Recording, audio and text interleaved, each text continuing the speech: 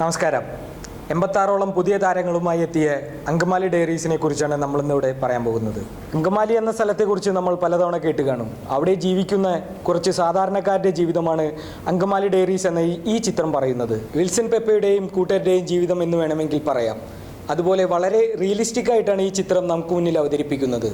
അങ്കമാലിക്കാരൻ തന്നെയായ ആന്റണി എന്ന പുതുമുഖമാണ് വിൽസൺ പെപ്പെ എന്ന പ്രധാന കഥാപാത്രത്തെ അവതരിപ്പിച്ചിരിക്കുന്നത്. ഷോർട്ട് ഫിലിംസിലൂടെ അഭിനയ രംഗത്തേക്ക് എത്തിയ ആന്റണിക്ക് ലഭിച്ച ഒരു മികച്ച തുടക്കം തന്നെയാണ് അങ്കമാലി ഡയറീസ് എന്ന് വേണമെങ്കിൽ പറയാം. അപ്പാനി രവി, യൂക്ലാം രാജൻ എന്നീ കഥാപാത്രങ്ങൾ ചെയ്ത് ശരത്തും ടിറ്റോയും വളരെ മികച്ച അഭിനയമാണ് കാഴ്ചവെച്ചത്. ഒരു വില്ലൻ കഥാപാത്രങ്ങളായിട്ട് കൂടി നായകനോടൊപ്പമുള്ള പ്രകടനമാണ് ഇവർ രണ്ടുപേരും കാഴ്ചവെച്ചിരിക്കുന്നത്. ഇവരെ കൂടാതെ പോർക്ക് വർക്കിയായ കിച്ചുവും ഭീമനായ വിനീതും കണകുണ മാർട്ടിനായ ആനന്ദുവും പരിപ്പ് മാർട്ടിനായ ശ്രീകാന്തുമെല്ലാം പുതുമുഖ താരങ്ങളുടെ പതർച്ചയൊന്നുമില്ലാതെ തങ്ങളുടെ റോൾ വളരെ മികച്ചതാക്കിയിരിക്കുന്നു. ഡബിൾ ബാരൽ എന്ന ബിഗ് ബജറ്റ് ചിത്രത്തിന് ശേഷം ലിജോ ജോസ് പല്ലിശ്ശേരി ഒരുക്കിയ ചിത്രമാണ് അങ്കമാലി ഡയറീസ്. ആ പ്രതീക്ഷകളെല്ലാം വിജയിച്ചു എന്നാണ് കേരളത്തിലെ അങ്ങോളം ഇങ്ങോളമുള്ള തിയേറ്ററുകളിൽ നിന്ന് ലഭിക്കുന്ന പ്രതികരണങ്ങൾ സൂചിപ്പിക്കുന്നത്.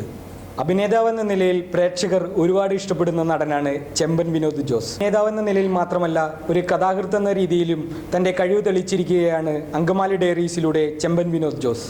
മലയാളികൾ ഒരുപാട് കേട്ടിട്ടുള്ള ഒരു പ്രൊഡക്ഷൻ ഹൗസാണ് ഫ്രൈഡേ ഫിലിം ഹൗസ്. അതിൽ നിന്ന് ഒരുപാട് നല്ല ചിത്രങ്ങളും ഒരുപാട് സംവിധായകരും പുതുമുഖ നടന്മാരും എത്തിയിട്ടുണ്ട്. ഒരുപാട് മികച്ച ചിത്രങ്ങൾ സമ്മാനിച്ച ഫ്രൈഡേ ഫിലിം ഹൗസിൻ്റെ കിരീടത്തിലെ മറ്റൊരു പൊൻതൂവൽ കൂടിയാണ് അങ്കമാലി ഡയറീസ് എന്ന ഈ ചിത്രത്തിൻ്റെ വിജയം. ദൃശ്യമികവ് കൊണ്ട് മികച്ചു നിൽക്കുന്ന അങ്കമാലി ഡയറീസിലെ ക്യാമറ ചലിപ്പിച്ചിരിക്കുന്നത് ഗിരീഷ് ഗംഗാധരനാണ്.